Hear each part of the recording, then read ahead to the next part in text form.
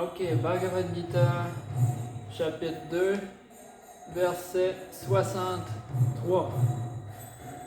Krodhat bhavati samoha, samohat smriti vibramha, smriti bhramshat buddhinasho, buddhinasat pranashyati.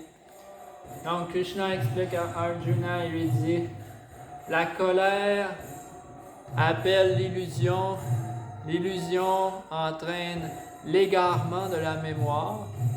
Quand la mémoire s'égare, l'intelligence se perd.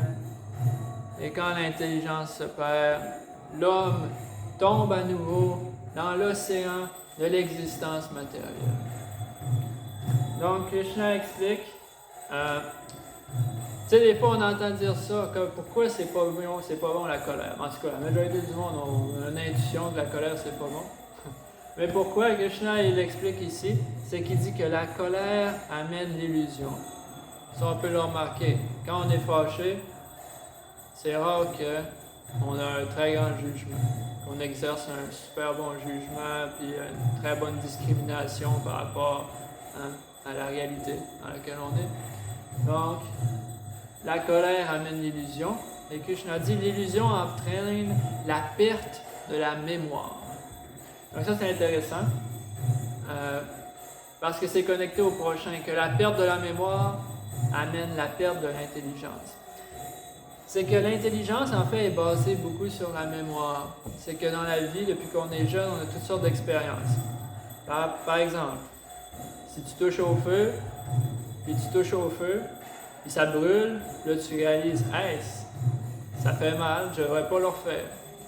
Pourquoi est-ce que tu as une mémoire que maintenant j'ai touché au feu, puis ça me fait mal? Donc ce que Krishna a dit, c'est que la colère amène l'illusion, et l'illusion entraîne la perte de la mémoire. Donc naturellement, quand on perd la mémoire, on perd l'intelligence. C'est pour ça que les gens malheureusement, qui ont la maladie de l'Alzheimer, on s'aperçoit bien vite que quand il n'y a pas de mémoire, il n'y a plus beaucoup d'intelligence. La colère entraîne l'illusion entraîne la perte de la mémoire, la perte de la mémoire entraîne la perte de l'intelligence, et quand il n'y a plus d'intelligence, Krishna dit, l'homme tombe dans l'océan de la misère matérielle. C'est qu'on ne peut pas prendre des bonnes décisions, parce qu'on n'est même pas capable de comprendre qui on est, qu'est-ce qui est bon pour nous, en tant qu'âme spirituelle.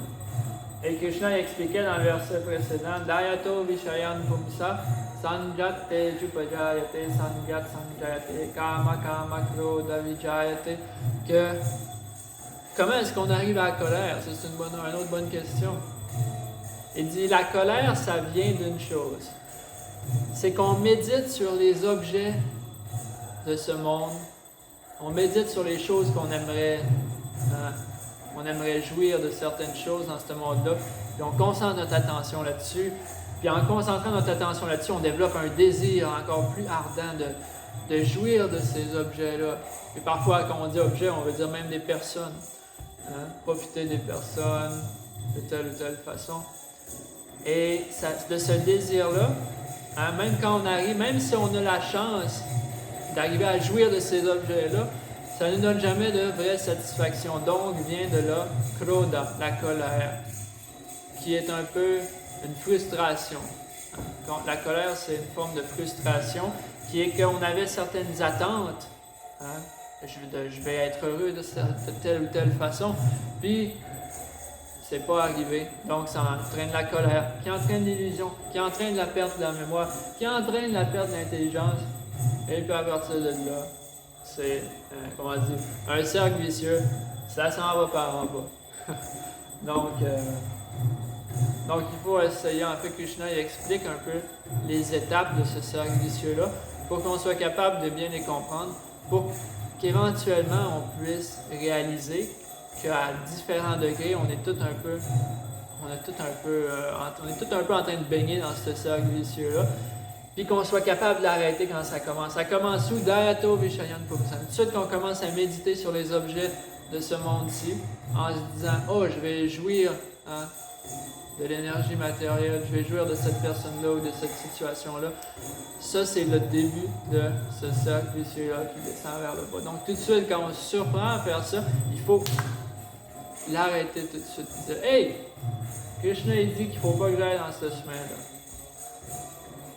Et au lieu de ça, il faut s'en aller dans la direction de la cultivation de la vie spirituelle, qui est décrit dans les autres versets de la Bhagavad Gita.